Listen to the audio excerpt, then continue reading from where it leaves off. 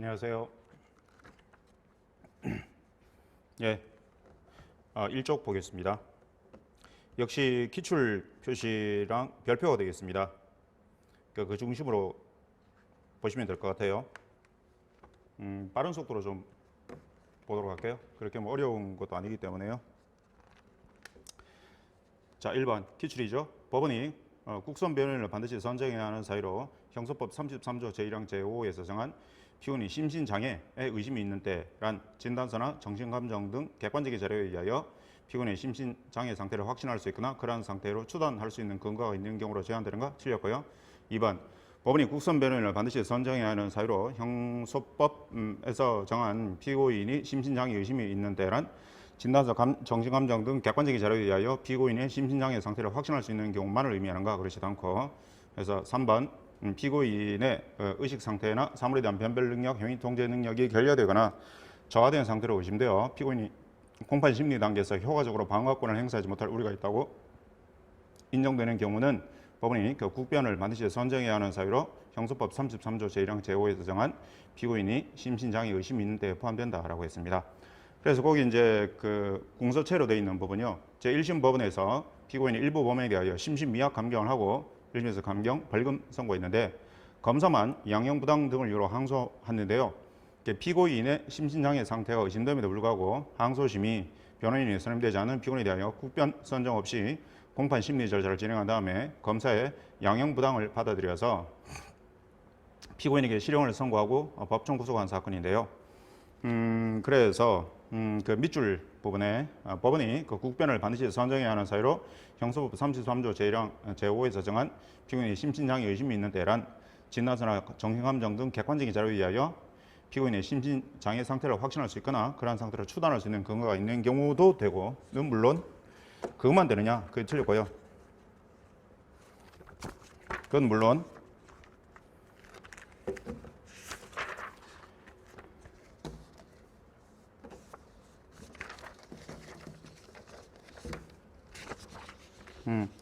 그 밑줄 그 피고인의 의식 상태나 사물에 대한 변별 능력, 행위 통제 능력이 결여되거나 저하된 상태로 의심되어 피고인이 공판 심리 단계에서 효과적으로 방어권을 행사하지 못할 우려가 있다고 인정되는 경우를 포함한다라는 겁니다.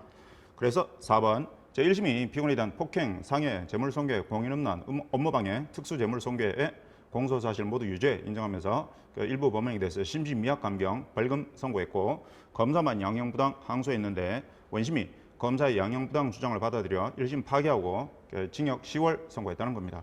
그러니까 원심이 변호인이 선임되지 않은 피고인에 대하여 국변 선정하지 아니한 채 공판 절차 진행한 조치는 소송 절차가 형소법에 어긋나 위법하고 그래서 위법은 공판 절차 질의 소송 행위는 무효이다라고 했습니다. 그 아래 밑줄도 이제 같은 내용들이 반복되고요. 그 다음에 그 판결 이후에 보면 공소 사실을 요지해가지고 이제 실어놨습니다. 심신장애 의심이 있다라는 건데. 그 내용 드리고요. 거기는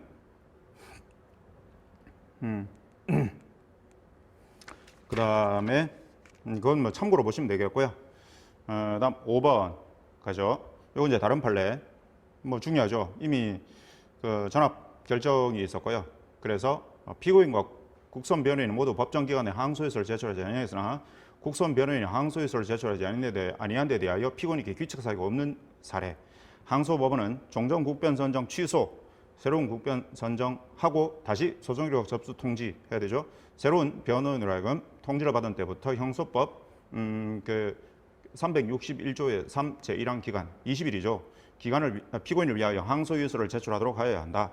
이런 법률은 항소법원이 종전 국변 선정 취소하고 새로운 국변 선정하여 소송기록 접수 통지하기 전에 피고인은 이제 스스로 그 사선 변호인을 선임했다는 겁니다. 그럴 때도 마찬가지. 그래서 새로운 이제 그 소송기록 접수 통지를 하고 새로운 변호인에게 그때부터 이제 20일 항소유서 제출하도록 해줘야 된다라는 얘기죠. 그래서 그 아래 그 밑줄 부분 보도록 하죠. 그래서 피고인과 국선 변호인이 모두 법정 기관에 항소유서를 제출하지 아니하더라도 국선 변호인이 항소유서를 제출하지 아니한 데 대하여 피고인에게 규칙 사유 없이 특별히 밝혀지지 않는 한 항소법원은 종전 국선 변호인 선정을 취소하고 새로운 국선 변호인을 선정하여 다시 소송기록 접수 통지를 함으로써 새로운 변호인을 하여금 그 통지를 받은 때로부터 형소법의 그 20일 기간 내에 피고인을 위하여 항소유서를 제출하도록 하여야 한다. 그 다음 밑줄 항소법이 종정 국변 선정 취소하고 새로운 국변 선정하여 소송기록 접수 통지를 하기 이전에 피고인 스스로 변호인을 선임한 경우 그 사선 변호인에 대하여도 마찬가지로 적용된다라고 했습니다. 그래서 6번 미성년자인 피고인이 항소 취하서를 제출하였고 피고인의 법정 대리인 중 어머니가 항소 취하 동의서를 제출하였어도 아버지가 항소 취하 동의서를 제출하지 않았다는 겁니다. 그러면 피고인이 항소 취하는 효력이 없다라는 거고요. 그래서 이제 7번 보시면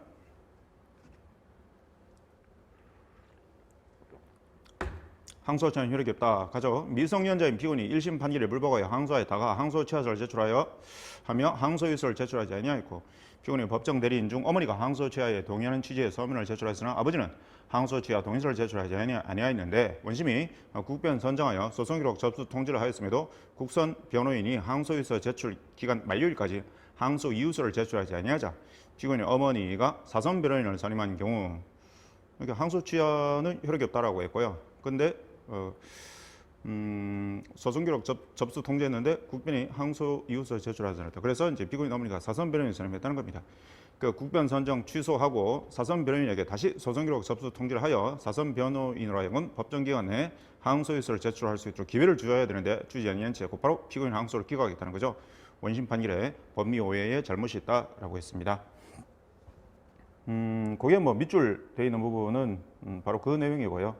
바로 그 내용이고 그 다음에 그 판결 이후의 밑줄 보시면 동그라미 일반 그 사실관계 그대로입니다. 미성년자인 피고인과 검사가 1심 판결을 불복하여 항소했는데 피고인은 그 12월 27일 소송기록 접수 통지를 받고 1월 2일 항소 취하서 제출했고 그 항소에서 제출 기간 만료일까지 항소에서 제출 안 했는데 피고인 법정 대리인 중 어머니가 1월 17일 항소 취하에 동의하는 취지의 서면을 제출했고 근데 아버지는 항소 취하 동의서를 제출하지 않았다는 거죠.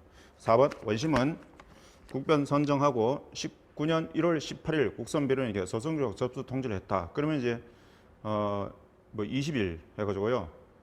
국선 변호인은 항소에서 제출 기간 만료일은 2019년 2월 7일이죠. 20일 항소에서 제출하지 아니했다. 그러면 피고인의 어머니는 2019년 2월 8일 피고인을 위하여 사선 변호인을 선임했다는 겁니다. 그래서 원심은 종전 국선 변호인 선정을 취소하면서도 사선 변호인에게 소송기록 접수 통지를 하지 않았다는 거죠. 사선 변호인이 2019년 2월 25일 한참 지났네요, 그죠? 피고인을 위하여 항소에서 제출했다라는 거고요.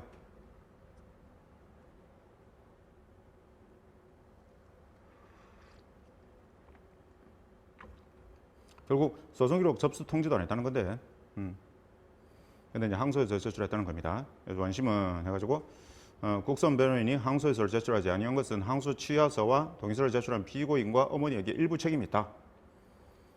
그래서 뭐 사선 변호인에게 다시 소송기록 접수 통지를 할 필요가 없다. 이렇게 봤고 결국 사선 변호인이 제출한 항소 이유서는 법정 기간을 준수하지 못한 것이다. 라고 해서 항소 기각했는데요. 그래서 그 밑줄 같은 내용입니다. 미성년자인 피고인이 항소유서 제출했으나 법정 대리인 피고인 아버지가 동의가 없었기 때문에 피고인의 항소 취하서는 효력이 없고 항소 취하는 효력이 없고 따라서 국변은 항소유서 제출 기간 내에 항소유서를 제출하여야 합니다. 법정 기간에 항소유서를 제출하지 않았고 그럼 피고인에게 규칙 사유가 없다는 거고요. 근데 이제 밑줄 국변 선정 취소하고 사선 변호인 다시 소송기록 접수 통지를 하여 사선 변호인으로 하여금 그 통지를 받은 때로부터 그 20일 내에 피고인에 의하여 항소유서를 제출할 수 있도록 기회를 줘야 된다는 거고요. 그 다음에 8번 이건 이제 다른 판례.